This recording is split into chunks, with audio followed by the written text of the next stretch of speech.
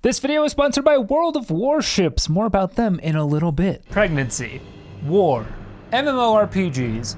What do these all have in common? They all require multiple people.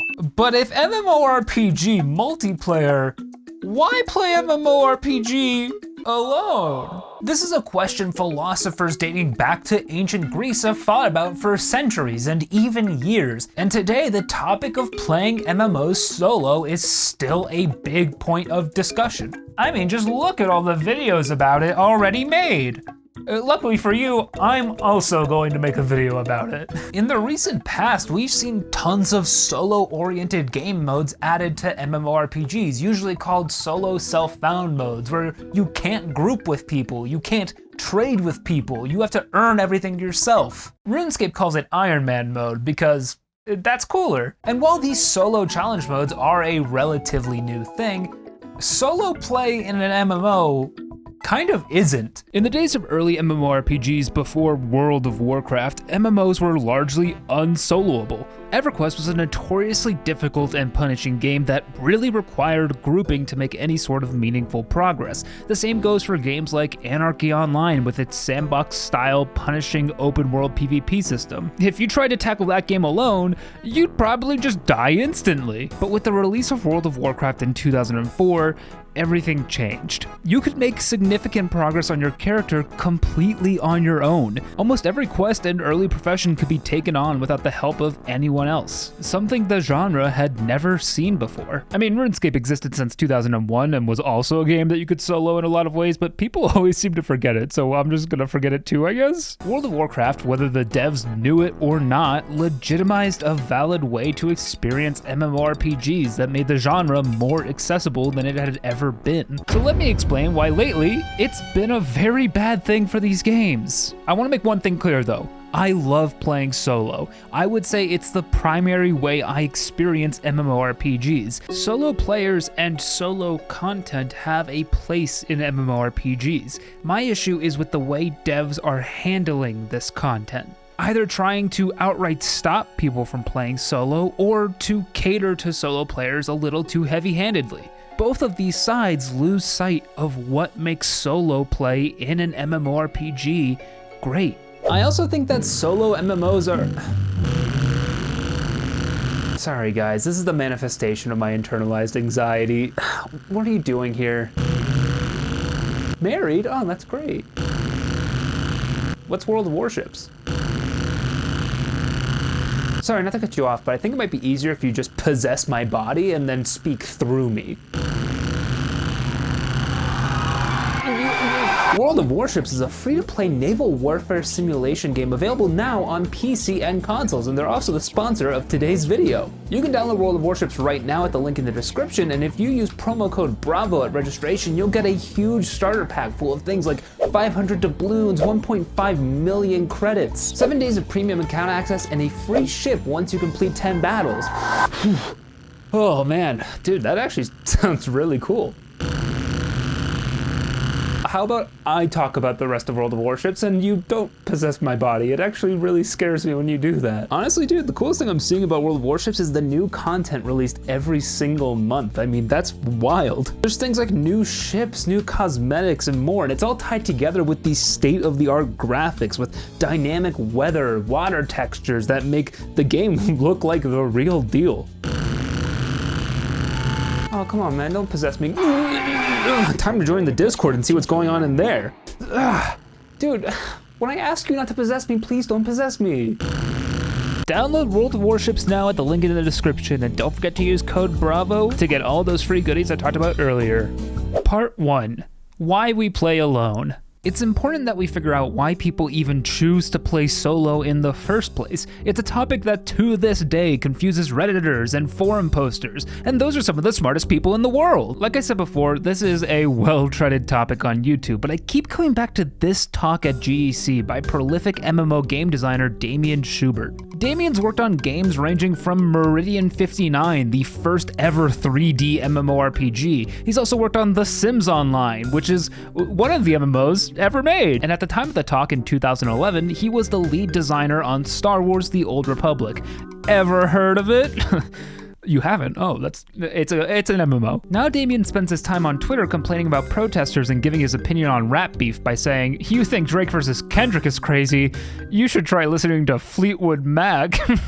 In this talk called The Loner, Damien talks about why and what types of people play alone in a genre that's greatest selling point is the multiplayer aspect. One really great point he touches on early is that the ability to be a loner is a uniquely MMO experience. The whole concept of a loner is predicated on the existence of other players. That in and of itself is a reason someone might want to play solo. It's like making an out-of-the-box build in an RPG and challenging yourself to complete the game. It's not a wrong way to play, it's a unique way to play. And it's a cool feeling even if you prefer playing alone to see other real people running around playing the same game as you. You can play solo and still feel like you're a part of the community. This type of player is one Damien describes as the soloer, a player who is either challenging themselves or just enjoys the MMORPG for what it is. They enjoy grinding and questing and leveling, and for them, participating in that experience with other players isn't that important. This is just one of 10 types of loners Damien talks about in his talk, but if I went through all of them, I'd have to put Subway surfers on the screen to keep your attention, and I'm not willing to do that. Plus, some of the types of players he talks about are just like,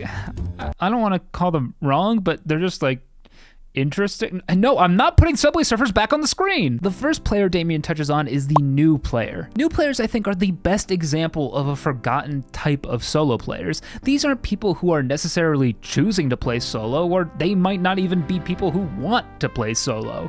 But when you start a new game, especially an MMO, there's a lot going on and a lot to take in. If a game has the ability to be soloed early on so that new players can take their time, learn the abilities, feel out how the game mechanics work, and all around get their feet under them, they'll be a lot more prepared and willing to do group content in the future. This comfort is also a lot more likely to retain players because while boring a new player is seen as the cardinal sin of game design, overwhelming them is just as bad, and other players are extremely overwhelming. The comments on the talk, which I think are super valuable in and of themselves, say as much. Other players, when you're trying to take your time and learn about the game or the lore, often just get in the way. Wait, did I just call a comment section valuable? That can't be right. Let me find one that's absolutely worthless. This guy swallowing heavily in the microphone is the thing I'll remember most of this conference. That's pretty worthless, but I mean, he has a point. Damien, drink some water! The last type of person Damien identifies that I want to talk about is what he calls the lunch at your desk type. He just means grown-ups. Hey, Future Idol here. I'm being really mean to Damien right now. It's a good talk. I don't know why I was so rude to him. Over the years, the average MMO player has gotten older, which despite sounding like a stupidly obvious statement, is also true. Like back in the day, there were a bunch of teenagers and people in their early 20s and literal children running around these games. But today, you're not gonna find very many children at all on MMORPGs. That's why the Minecraft YouTubers won't log on. The average MMO player today is much more likely to be a 30-year-old with a full-time job and potentially even a kid or two. And when you have that much real-world responsibility filling up your schedule, it can be hard to find an uninterrupted 2 or 3 hours to do a raid or a group questing session. I mean, hell, it could even be hard to find a 45-minute period to do a dungeon run. And even if these types of players do find like 3 hours to play the game uninterrupted, their social battery might be so drained that they really value the time to just play on their own. Grown-ups are busy people, and they're also just all around worse, like the All Grown Up TV show. It was worse than Rugrats. That's like the whole point. That's the video I said. There are obviously a ton of other reasons someone might prefer to or even need to play solo in an MMO, and Damien's talk does a good job of touching on a lot of those, so I'd highly recommend watching it.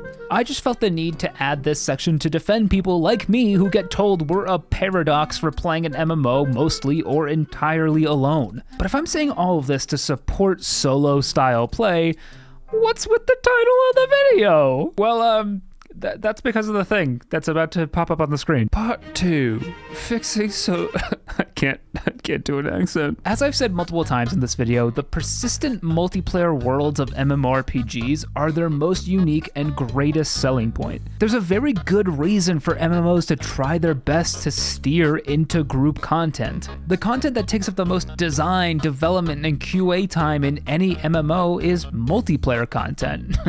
I'm sorry, I couldn't keep a straight face saying saying QA. I know these guys aren't testing their games. Raids, dungeons, elite quests, or heroic quests, or whatever you want to call your special quests, fates, etc. Tons of examples of content that require or strongly encourage having a group. And a lot of this content is seen as the highlight of the game by the community that plays it. Multiplayer content also has the added benefit of being one of the best ways to convert casual players into hardcore players. This is something else that Damien brings up in his GDC talk. Every player starts off as a casual player, but over time and at their own pace, if everything goes well, they'll drift closer and closer to being a hardcore player. And the goal for every MMO is to get casual players to being hardcore players. Multiplayer content being the best way to create hardcore players isn't really surprising. When you look at a ton of endgame content, which tends to be the multiplayer content, it all lives down here on the spectrum. And if you do enough multiplayer content, you'll start to form social bonds with other players, and there's no better way to get people connected to a game than for them to have actual relationships formed through that game. I'm sure we all have friends that we met on our favorite MMORPGs from our childhood that we either still talk to or at the very least still think about every so often. I'd like to quickly apologize also, if you're an active MMO player, I did not mean to put you on a second spectrum. Anyway, game designers really want to make sure they can get as many people to this multiplayer content as possible, and that means they have to fix solo players. I mean, these players aren't doing dungeons, they're not raiding, they haven't joined a guild, they didn't even join the server's Discord channels to say a slur. Are they even playing an MMO? To fix these players, MMOs will sometimes create roadblocks in main storylines or character progression that cannot be advanced unless you participate in a group activity. Diablo Immortal does this by having literal dungeons that you need to be in a group in, and they are required for the main story. And don't tell me Diablo Immortal's not an MMORPG, because Blizzard can't seem to figure out that Diablo was never meant to be one, even though they keep treating it like one. Like, why was Diablo 3 always online? Why is Diablo 4 just a lightweight MMO? They're not MMOs, stop it! Sorry, this isn't supposed to be a video essay about Diablo, unless you'd want me to do that. Even real MMOs, like Final Fantasy XIV with its story dungeons, force some degree of multiplayer on you. The problem with this design paradigm isn't even that it gets in the way of solo players' experience, forcing them to do something they don't want to do. It's that it doesn't even accomplish the goal these devs are hoping it does. Social bonds are a fast track to creating hardcore players, but throwing players together in a dungeon that uses a group finder tool anyway so they can clear it super fast without ever saying a word to each other is not social. This article from Andy McAdams back in 2020 says as much, but in more detail and better written, despite the fact that he uses the dictionary defines social as line, which is not great, Andy, let's be honest. Andy does do a great job of diving into how social bonds are formed and what makes them meaningful, and comes to the conclusion that you very rarely meet a new friend because you were forced to group with them on a project. These changes all attempt to fix a type of player that isn't broken. Some players just want to play solo, others will seek out the multiplayer content if you did a good job designing it and designing meaningful but not forceful incentives to participate in it. Forcing them to change how they play the game isn't converting them into a hardcore player, it's converting them into a different game. I'm not trying to say there shouldn't be efforts made to break solo players out of their shell, but forcing them into group content is just not the way to do that. And hey, I see you other MMOs who are bragging about catering to solo players with your content updates. You think you're off the hook on this one, right? You think so? Oh god, I just farted. Part 3, fixing solo play. Because part 2 was fixing solo players, so this is the same, but it's like a theme. Solo players don't need to be fixed. There's nothing wrong with us. But you know what else doesn't need to be fixed?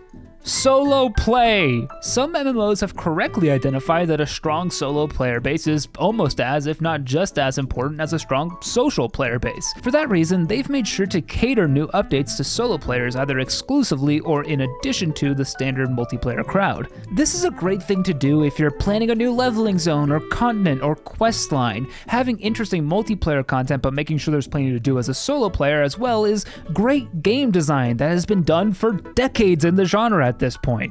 The problem comes up when the line blurs between multiplayer and solo content. The best example of this, in my opinion, is Old School RuneScape. Back in 2017, Old School RuneScape got a new piece of content called Raids, and it was touted as the first ever piece of content that really required other players to get best in slot loot. I mean that with all due respect to the Cowfight Queen and to the King Black Dragon. By 2017, they were both soloable and also irrelevant. Eventually, players did find out how to solo this raid, and it's now a very popular thing to do, but it took some time and it's still decently difficult. But with the next raid, the Theater of Blood, the old school RuneScape team really set out to make the hardest raid yet, and also one that would not be soloable. And while Theater of Blood has been soloed before, it's very, very few players who have ever done it, and it requires a ton of skill and time. Theater of Blood stands as the only piece of content that you're really gonna need to group up with other players to do if you want the loot from it. But with the third raid is when we got an interesting design shift from Jagex, the creators of old school RuneScape. This third raid, called Tombs of a Masket, featured variable difficulty through the invocation system, meaning you could choose what mechanics bosses did and didn't have to make the raid as hard as you wanted to make it. Obviously, this comes with changes in how common loot drops are and what the best drops you can get are. But something else they did that I thought was really weird is that they actually put design considerations in the raid for if you entered solo. Things like making certain rooms just faster to complete if you're alone. So the variable difficulty combined with these design considerations means that solo was and is a completely viable way to do this raid, and in some cases it can even be optimal. Is it really the end of the world to have a solo option for a piece of content like this? No. Not really, but I do think it adds a lot to an MMORPG to have parts that are designed specifically and exclusively for groups. Some of you might be thinking that locking the best items behind group content is an example of forced multiplayer, like I talked about in part 2, but I don't think it is. In vanilla World of Warcraft, you can level from 1 to 60 completely on your own, comfortably, and have a great time doing it. Along the way though, with the elite quests and dungeons you'd have skipped, you'd be missing out on some of the best gear in the game for leveling. The difference there is that solo play is viable, but it's not optimal. Content that can be soloed exists throughout the game, but having group content that is extremely worth doing but not strictly speaking required is a really good thing. Like I said already, I'm a solo player, and when it came time to do my first Dead Mines in World of Warcraft Classic, I was dreading it. I hate talking to other people, and I especially hate letting those people down and having them flame me in chat. I don't know why, but it scares me. But I really wanted the Cruel Bard from Edwin Van Cleef, and I especially wanted the Tunic of Westfall from the questline that ended in the Dead Mines. And if I really wanted that stuff, I had to just bite the bullet and put myself in a social situation. And what ended up happening is I had a ton of fun. A lot of that fun came from the fact that we had to organize our group through an actual chat system, meaning we had to actually send at least one message to each other. And once you send one message, it gets a lot easier to send a bunch more. So you start joking around with these people, or one of them turns out to be role-playing, and that's fun. I have had some bad experiences in dungeons, but also a lot of my favorite experiences are from grouping up with other people for these dungeons, or for the quests, or for even raids. It's the one time I get to experience the truly exclusive thing an MMORPG can offer me. And all that happened not because I was forced to do it, but because I was sufficiently tempted by good design to do it. I still, to this day, play World of Warcraft primarily solo. It's how I like to level.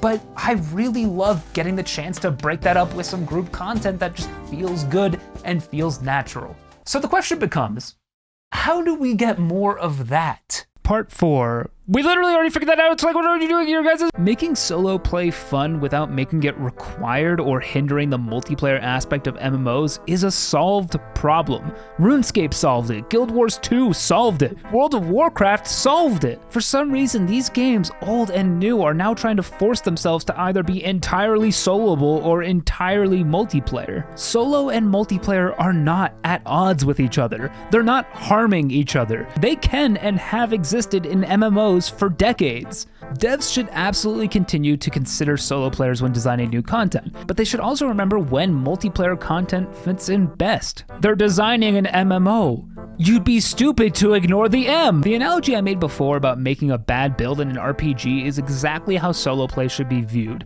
A bad build doesn't need to be balanced and made as good as all the other builds in the game. What's important is that a player who chooses a suboptimal build can enjoy the game and even get to the end of it, even if that means they'll do it slowly. As long as it's fun, it's okay. So for the love of God, stop forcing me to play in a group to advance your main storyline. I'll group if I want to, or if you've tempted me enough. Until then, I'm just gonna blast the Sonic Frontier soundtrack and kill 25 goblins like a good little gamer boy. Thank you again to World of Warships for sponsoring this video. Make sure to click the link in the description to try it out, and when you register your account, use code BRAVO for tons of free things like 500 doubloons, 1.5 million credits, 7 days of premium access, and a free ship after you complete 10 battles. Hey, you're a patron. Thank you so much for your support. Hey, you're a patron.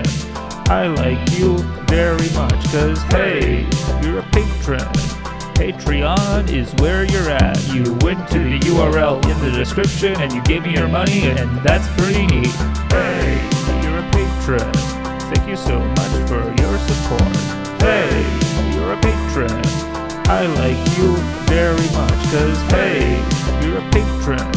Patreon is where you're at. You went to the URL in the description and you gave me your money, and that's pretty neat.